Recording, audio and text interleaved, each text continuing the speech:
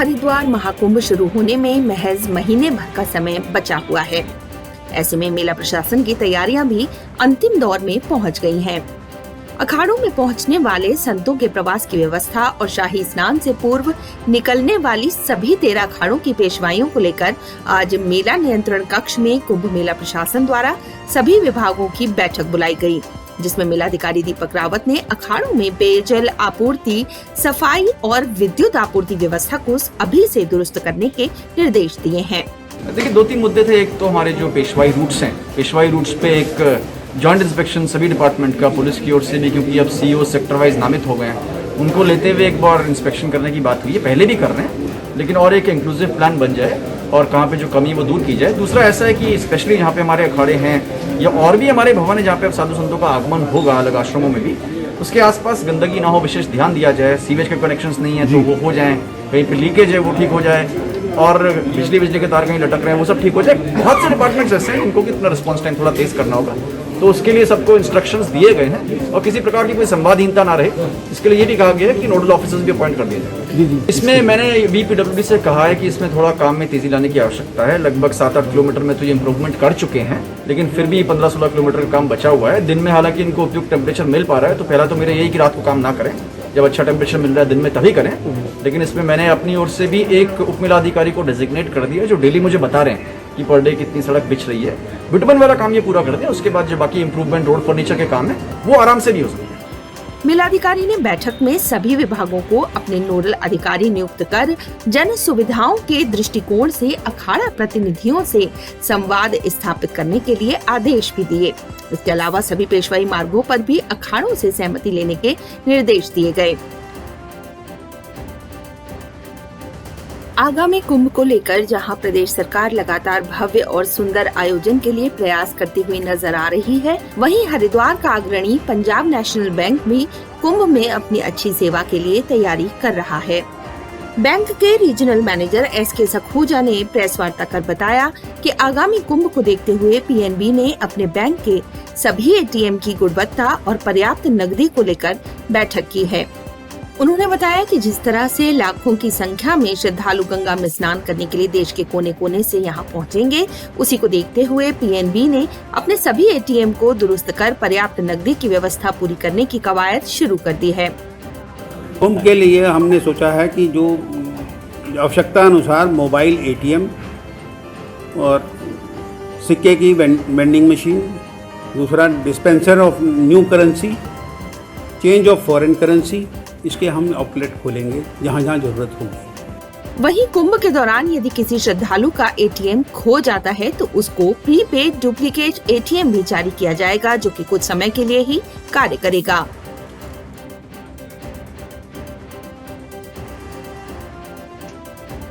धर्मनगरी हरिद्वार में कुंभ मेले की तैयारियां जोरों पर हैं। कुंभ मेले के तहत कई तरह के स्थायी और अस्थायी कार्य कराए जा रहे हैं। इसी के तहत कूड़ा डंपिंग जोन बन चुका हरिद्वार का रोड़ी बेलवाला क्षेत्र का सौंदर्यीकरण भी किया जा रहा है। आपको बता दें कि रोड़ी बेलवाला क्षेत्र में हरिद्वार की तमाम जगहों से निकलने वाला कूड़ा डाला जाता था। इसकी वजह से यहाँ सिर्फ गंदगी दिखाई देती थी, लेकिन कुंभ मेला प्रशासन द्वारा इसकी सुध ली गई और अब यहाँ पर इसे सुंदर गार्डन के रूप में विकसित किया जा रहा है। जिस जगह पर कूड़ा डाला जाता था वहाँ पर विशेष तरह की ट्रैप घास लगाने का काम शुरू किया गया है।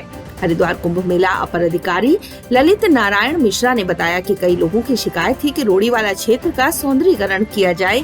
उसी का संज्ञान लेकर मेला प्रशासन यहाँ पर गार्डन विकसित करने जा रहा है, जिसका काम शुरू कर दिया गया है।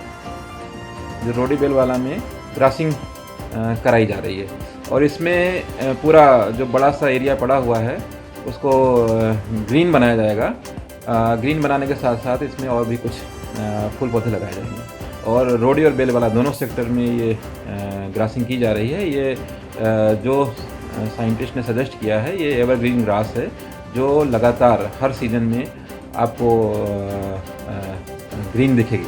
तो एक बहुत बड़ा एरिया है जिसका सौंदर्यीकरण हो जाएगा।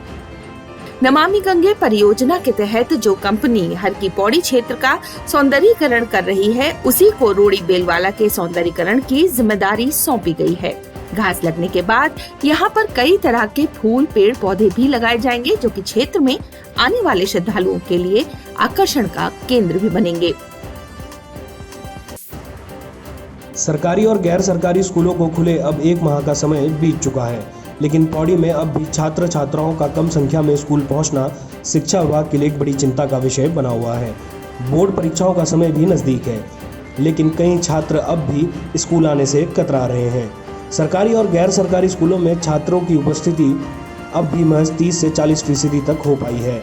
ऐसा शायद इसलिए भी है क्योंकि स्कूल खुलने के चंद दिनों बाद ही कई शिक्षकों को कोरोना संक्रमित पाए जाने पर एहतियात के तौर पर स्कूलों को कुछ दिनों के लिए बंद किया था। कुछ अध्यापक कोरोना पॉजिटिव निकल रहे हैं, तो उसमें हमारे सीओ साहब ने उसके आदेश जारी कर देंगे दोबारा से सैनिटाइज करके उन विद्यालयों को कुछ दिन बंद रखा जाएगा। लेकिन शायद कोरोना के खौफ ने एक बार अपनी पकड़ फिर से छात्र छात्राओं व उनके अभिभावकों के मन में बना ली है, जिससे 1 माह बाद भी छात्र छात्राओं की संख्या स्कूल में बढ़ नहीं पाई। अब जो छात्र कोरोना के खौफ से स्कूल नहीं पहुंच रहे हैं, उनकी ऑनलाइन कक्षाओं का संचालन भी स्कूल खुलने के बाद बंद कर दिया गया, जबकि जो छात्र स्कूल पहुंच रहे हैं उन्हें फिर उसी पाठ्यक्रम को पढ़ाया जा रहा है जिसकी शिक्षा ऑनलाइन की जा चुकी है, और इसे रिवीजन बताकर शिक्षक सिलेबस को पूरा कराने में जुटे हैं। लेकिन करीब 3 महीने बाद बोर्ड परीक्षाएं आयोजित होनी हैं। ऑनलाइन टीचिंग लगभग जो है 80% सिलेबस कवर हो चुका है, लेकिन अब जा कर के हम क्या कर रहे हैं कि अभी जो 80% कवर होगा उसका रिवीजन पहले कर रहे हैं और बच्चों से वो क्वेश्चन पूछ रहे हैं कि जो हमने ऑनलाइन पढ़ा दिया।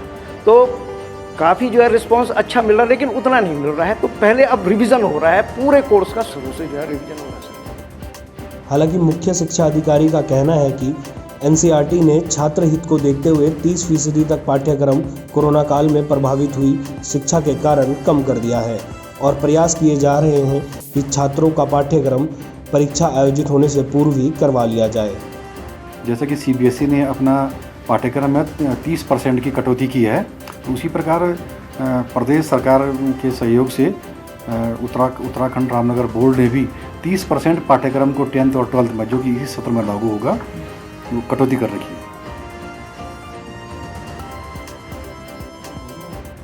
इंडियन मेडिकल एसोसिएशन के बैनर तले नगर के वरिष्ठ डॉक्टरों ने भारतीय चिकित्सा केंद्रीय परिषद द्वारा अपने चिकित्सकों यानी आयुर्वेद चिकित्सक को अनैतिक अनुमति दिए जाने के विरोध में अपना सांकेतिक प्रदर्शन किया।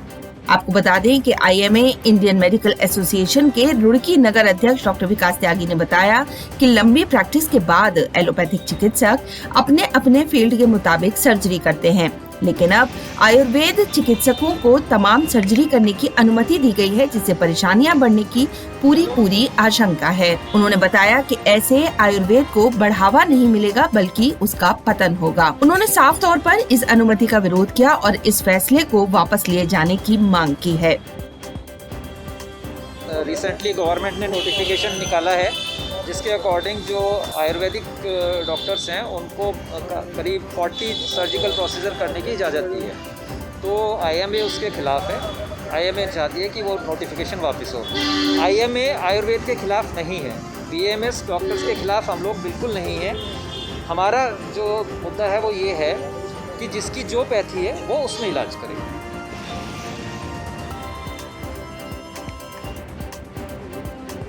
केदारनाथ धाम मार्ग में पड़ने वाले सोनप्रयाग में बन रहे हेलीपैड व मल्टी लेवल पार्किंग में उत्तर प्रदेश निर्माण निगम की भारी लापरवाही देखने को मिल रही है। आपको बता दें कि ये प्रोजेक्ट केदारनाथ आपदा के बाद वर्ष 2014 में शुरू हुआ था। इस प्रोजेक्ट की लागत करीब 70 करोड़ है, जिसमें से 15 करोड़ के करीब खर्च भी हो चुका है। इसके अलावा करीब 54 करोड़ रुपए की धनराशि उत्तर प्रदेश निर्माण निगम को जारी की गई है, लेकिन 6 साल बाद भी मौके पर खड़े ढांचे जंग खा रहे हैं, जबकि कई बार प्रशासन द्वारा उत्तर प्रदेश निर्माण निगम के अधिकारियों से बातचीत की गई है व इस संदर्भ में निर्देश भी जारी किए गए हैं। उत्तर प्रदेश निर्माण निगम के अधिकारियों का कहना है कि इस साल यात्रा से पहले वो स्लैब डाल देंगे। वहीं मौके पर निरीक्षण करने पहुंचे डीएम ने भी उत्तर प्रदेश निर्माण निगम के अधिकारियों को फटकार लगाई और काम को जल्दी पूरा करने के निर्देश दिए हैं। डीजीपी बनने के बाद पहली बार हल्द्वानी पहुंचे अशोक कुमार ने सामाजिक संगठन के लोगों से मुलाकात कर उनकी समस्याएं सुनी। इसके बाद मीडिया से मुखातिब होते हुए अशोक कुमार ने कहा कि प्रदेश में अपराध को बिल्कुल भी बर्दाश्त नहीं किया जाएगा। उन्होंने इस बात पर भी जोर दिया कि प्रदेश की पुलिस को हाईटेक बनाना जरूरी है। कुमाऊं में महिला थाना खोलने के मामले में डीजीपी ने कहा कि महिला थाने की फिलहाल जरूरत नहीं है, क्योंकि हर थाने में महिला पुलिस अधिकारियों की तैनाती है। 159 थाने प्रदेश, हर थाने में एक एसआई महिला और 4 महिला कांस्टेबल हमने लगा दिए, तो हर थाना महिला फ्रेंडली हो। मैं खाली एक विशेष थाना बनाऊं, उसके बजाय मेरा प्रयास है कि हर थाना महिला फ्रेंडली हो। कोई भी महिला, कोई भी लड़की बच्ची वहाँ जाती है, उनको असुरक्षित महसूस नहीं करे, उसे झिझक महसूस नहीं करे। CCTV लगा दिया हमने हर थाने, तो हमारा हर थाना महिला फ्रेंडली होगा, इसलिए ओनली महिला थाना हम नहीं बना। डीजीपी अशोक कुमार ने साइबर क्राइम को आज की सबसे बड़ी और खतरनाक चुनौती बताया। उत्तराखंड में पहली बार आम आदमी पार्टी और दिल्ली के उप मुख्यमंत्री मनीष सिसोदिया दौरे पर आ रहे हैं। मनीष सिसोदिया एक निजी कार्यक्रम में भीमताल में पायलट बाबा आश्रम के दर्शन करने के लिए उत्तराखंड आ रहे हैं। आम आदमी पार्टी के प्रदेश प्रभारी ने जानकारी देते हुए पत्रकार वार्ता के दौरान कहा कि दिल्ली के डिप्टी सीएम 11 तारीख को हल्द्वानी आएंगे। इसके बाद उम्मीद है कि 12 तारीख को वो पार्टी के कार्यकर्ताओं से मुलाकात कर सकते हैं, हालांकि ये अभी निश्चित नहीं है। पार्टी के शीर्ष नेतृत्व में पहला ये दौरा है किसी हमारी पार्टी के शीर्ष नेतृत्व का। इसमें उनका जो प्रोग्राम है वो 11 तारीख को वो उत्तराखंड में आएंगे, काशीपुर के दूर से आने वाले। साथ ही साथ 12 तारीख को वो कैची धाम आश्रम है जिसकी उसमें उनकी निजी आस्था है, और वो उस प्रोग्राम में वहाँ पर सुबह दर्शन करेंगे। उसके बाद हमारा कुछ समाज के जो प्रबुद्ध लोग हैं वो उनसे मिलना चाहते हैं, उनसे बात करना चाहते हैं, और साथ ही साथ ये चाहते हैं कि जो उनके विषय हैं उनके ऊपर आम आदमी पार्टी की क्या समझ है, वो भी एक हो सकता है कि वो भी प्रोग्राम हो, लेकिन वो अभी ऑफिशियल नहीं था, इसलिए उसकी जानकारी ऊधम सिंह नगर के एसएसपी दलीप कुंवर के निर्देशों पर चलाए जा रहे नशे के खिलाफ अभियान में खटीमा कोतवाली पुलिस को बड़ी सफलता हाथ लगी है। कोतवाली पुलिस ने चरस की खेप के साथ 3 आरोपियों को गिरफ्तार किया है, जिनके कब्जे से पुलिस ने 4.5 किलो चरस के साथ 20 ग्राम स्मैक भी बरामद की है। पकड़े गए तीनों आरोपी इससे पहले भी जेल जा चुके हैं। पूछताछ में तस्करों ने बताया कि वो चरस बनबसा नेपाल से लेकर आए थे। बरामद चरस और स्मैक की कीमत अंतर्राष्ट्रीय बाजार में लाखों रुपए की बताई जा रही है। खटीमा थाने के अंतर्गत हुआ है। इसमें 3 अभियुक्त पकड़े गए हैं। इसमें कुल मिलाकर के 4.5 किलो चरस और 20 ग्राम स्मैक बरामद हुआ है। शमीर के पास 2 किलो चरस और 10 ग्राम स्मैक। मोहम्मद तारिक है 2 किलो चरस और 10 ग्राम स्मैक। और हरजिंदर जो पैडलर इसमें है 500 ग्राम चरस ये बरामद किया है। और शमीर और तारिक इनके पहले भी पूर्व आपराधिक इतिहास है और इनके पूरे नेटवर्क को हम अभी और खंगाल रहे हैं। निकट भविष्य में इसमें और बरामदगियां होने की संभावना है। 2021 में होने वाले कुंभ में आने वाले श्रद्धालुओं को सुरक्षा देने के लिए कुंभ मेला पुलिस किसी भी तरह की कसर नहीं छोड़ रही है। 2021 में होने वाले कुंभ के श्रद्धालुओं को सुरक्षा व अराजक तत्वों को आड़े हाथों लेने के लिए कुंभ मेला पुलिस इस बार कुंभ में फेस रिकॉग्निशन सिस्टम लगाने जा रही है। इसके लिए मेला पुलिस ने शासन को प्रस्ताव भेज दिया है। मंजूरी मिलते ही सीसीटीवी कैमरे में ये सिस्टम लगाने की प्रक्रिया शुरू कर दी जाएगी। फेस रिकॉग्निशन सिस्टम एक ऐसी तकनीक है जिससे उन चेहरों को आसानी से चिन्हित किया जा सकता है जो कुंभ में खलल डालने की मंशा से आएंगे। इस तकनीक में अब तक उपलब्ध सभी अवांछित तत्वों की तस्वीरें पहले से ही अपलोड कर दी जाती हैं। जैसे ही अपलोड तस्वीर में से कोई व्यक्ति कैमरे में आता है, तुरंत कंट्रोल रूम को उसका मैसेज मिल जाएगा कि अपलोड की गई तस्वीर वाला व्यक्ति यहाँ देखा गया है। इसके बाद उसे आसानी से पकड़ा जा सकेगा। तो फेस रिकॉग्निशन सिस्टम है, सॉफ्टवेयर है, ये पूर्व में इसे जो ICCC का ही पार्ट था और ICCC का आज से 1 साल पहले ये अप्रूव होने के बाद स्मार्ट सिटी के द्वारा इसको लगाया जाना था। और इसमें स्मार्ट सिटी के द्वारा ऑलरेडी सारी प्रक्रिया प्रोक्योरमेंट की हो चुकी थी और ये लगभग 49 करोड़ का एक पूरा प्रोजेक्ट था जिसको कि कुंभ मेले के दृष्टिगत यहाँ लगाया जाना था और जिसकी भविष्य में हरिद्वार सिटी में ही इसकी आवश्यकता को देखते हुए यहाँ के पुलिस व्यवस्था में काफ़ी क्वालिटेटिव चेंजेज आता है। लेकिन इस बीच कोरोना की वजह से जो विशेष परिस्थितियाँ स्टार्ट हुई थी उसकी वजह से टाइम से स्टार्ट नहीं कर पाए और फाइनली स्मार्ट सिटी के द्वारा समय से पूरा न करने की व्यवस्था को बताते हुए इसको अब छोटे रूप में लाया गया है और छोटे रूप में एक जो शासन स्तर पर एक कमेटी बनाई गई और उसके स्तर पर जो सर्विलांस सिस्टम है, सर्विलांस सिस्टम पुलिस के अंतर्गत जो कैमरा और बाकी आवश्यकता है उसको चिन्हित कर लिया गया है और वो अभी शासन स्तर पर जब भी उसका अप्रूवल होता है तो उस अप्रूवल के विदिन 60 डेज उसको लगाया जा सकता है। कुंभ मेला आईजी संजय गुंजियाल ने बताया कि महाकुंभ में सुरक्षा की तैयारियों को लेकर कई स्तरों पर काम चल रहा है, जिसमें फेस रिकॉग्निशन सिस्टम भी है। उत्तराखंड में विधानसभा चुनावों के लिए आम आदमी पार्टी की तैयारियां जोरों पर हैं। उत्तराखंड की हर विधानसभा में दिल्ली से आए आप नेता पार्टी को बूथ स्तर पर मजबूत करने में जुटे हैं। इसी क्रम में दिल्ली में आप विधायक प्रवीण कुमार हरिद्वार पहुंचे, जहां उन्होंने जिले की रानीपुर विधानसभा में कार्यकर्ताओं के साथ बैठक की और पार्टी को बूथ स्तर पर मजबूत करने पर जोर दिया। इस दौरान आप विधायक प्रवीण कुमार ने कहा कि उत्तराखंड में सभी सीटों पर आम आदमी पार्टी चुनाव लड़ेगी। 70 की 70 सीटों पर चुनाव लड़ने जा रही है, बहुत मजबूती से चुनाव लड़ने जा रही है और जिस तरीके से भाजपा ने पिछले 5 साल में शासन किया वो शासन से पूरे उत्तराखंड के लोग जो हैं बहुत त्रस्त है। त्रिवेंद्र सिंह रावत की सरकार से लगातार रोज़ाना नए के नए घोटाले जो हैं इस उत्तराखंड सरकार में आता है। कभी कर्माकर बोर्ड का आता है, कभी छात्रवृत्ति का घोटाला आता है, तो इससे तमाम पूरे उत्तराखंड के लोग परेशान हैं। दिल्ली मॉडल जो है अरविंद केजरीवाल का मॉडल यहाँ के लोगों की चर्चा में, उत्तराखंड के लोगों की चर्चा में कि जिस तरीके से बिजली, पानी, शिक्षा, स्वास्थ्य में अरविंद केजरीवाल ने दिल्ली में काम करके दिखाया है, उसी तरीके काम जो है उत्तराखंड में भी आम आदमी पार्टी की सरकार आने के बाद उसी मॉडल पे काम होगा। इसकी चर्चा जो है पूरे उत्तराखंड में है और लोगों में काफ़ी रुझान है, लोगों में काफ़ी इंतज़ार है आम आदमी पार्टी का यहाँ की सत्ता में आने का।